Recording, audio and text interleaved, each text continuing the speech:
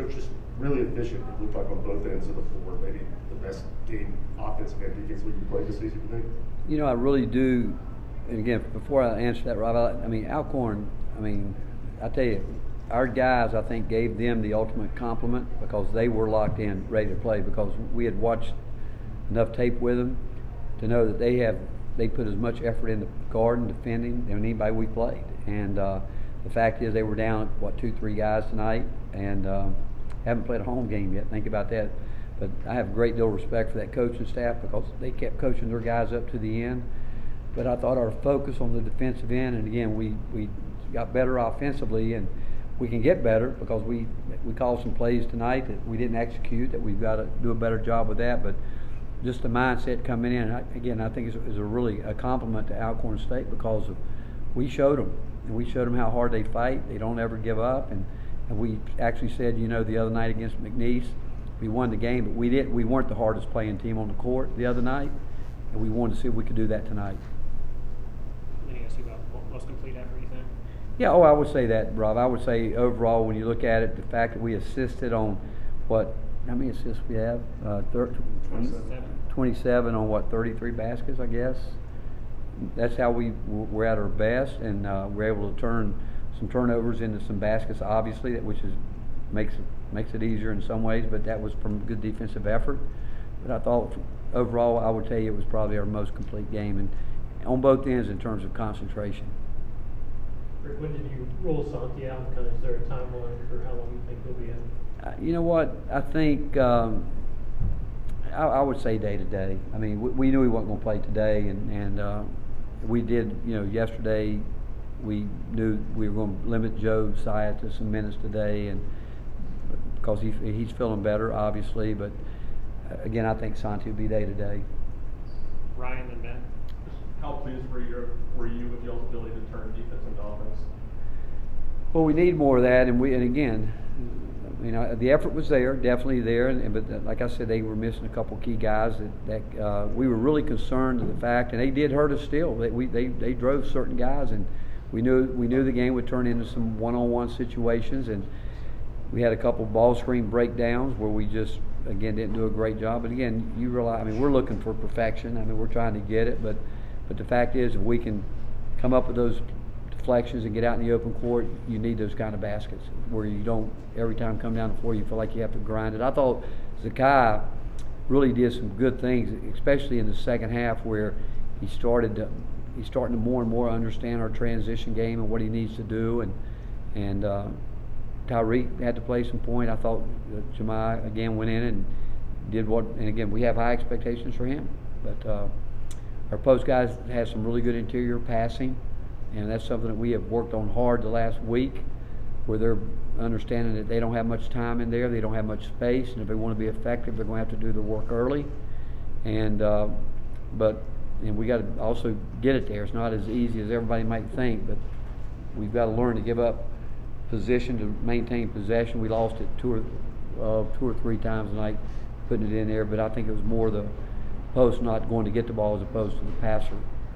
Rick, you've talked the last couple of media availabilities about how important these games are for guys like Tobe and BJ. BJ gets in early tonight. Just what you see from those two. Again, I thought their preparation was good.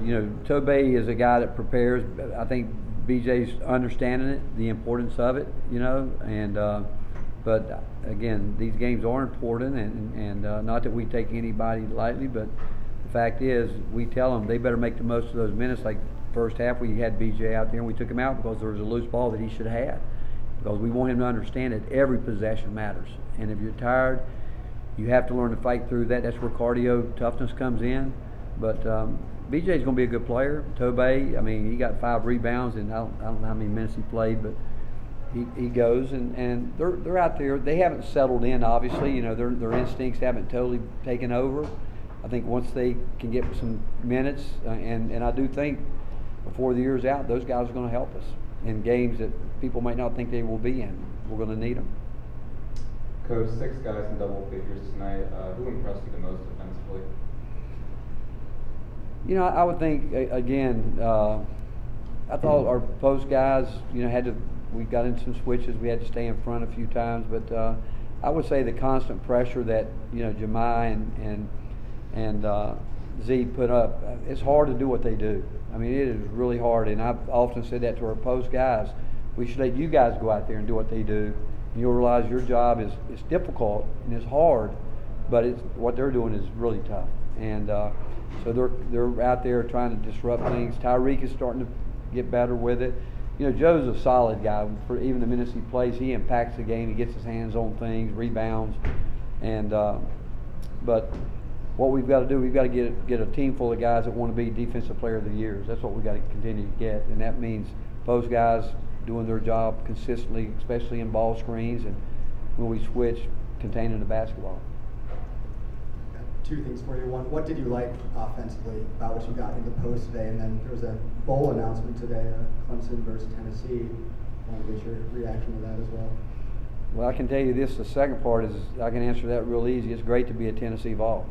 It's great. And but what I like today, I like it when our post guys are in there carving out their space and able to make good passes in tight areas. And the fact we did keep the ball up a lot tonight, you know, because they really come in and swipe at it. I mean, early in the game, Jonas got a rebound, brought it down, they took it from him. Then we started playing over top of him and keeping it up. We got to get better at that, because the last two teams have done that. They have really hit us hard in the post. We keep talking about carving out your space where you need it, and then I thought tonight, Tyreek is turning down too many shots that he needs to take for us from the perimeter, and it's that balance we're looking for, and we're getting closer. But when we do it, hit the paint with it, and it comes back out, we expect those guys to shoot it because we think they can shoot it. I wanted to talk about Tyreek. It seemed like he had a little bit quick trigger early in the game. Just how important is it for you guys that he's aggressive offensively? Well, it's really important to him. I mean, you think about it. I think somebody told me this, Tom, you would know. I think Santi's taken 30 more threes than him coming into this game. I don't know what the number was.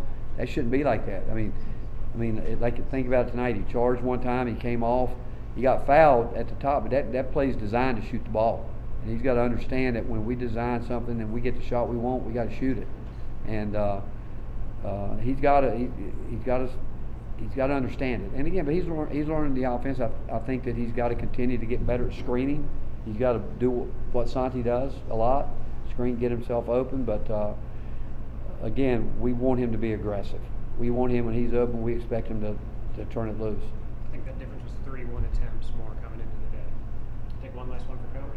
Ben? Julian doesn't have the biggest frame, but kind of attacks the basket like he has a bigger frame. Well, why is he able to do that and be so creative? Well, he's got a terrific feel for the game. He sees the court for the most part. He's learning. I mean, he's still learning how hard it is to play defensively. I mean, it's hard to play this game at this level, regardless of who you're playing at, with the intensity to get yourself up to, again, 40 minutes. We're not there yet. We're about halfway where we need to be with our effort on both ends, but I hope we're not as good as we're going to be right now, because I think we got a chance. Like, there's a lot of teams that know they can get better. We're one of them. But what he does have a terrific feel for the game. He's had a lot thrown at him. He's competitive.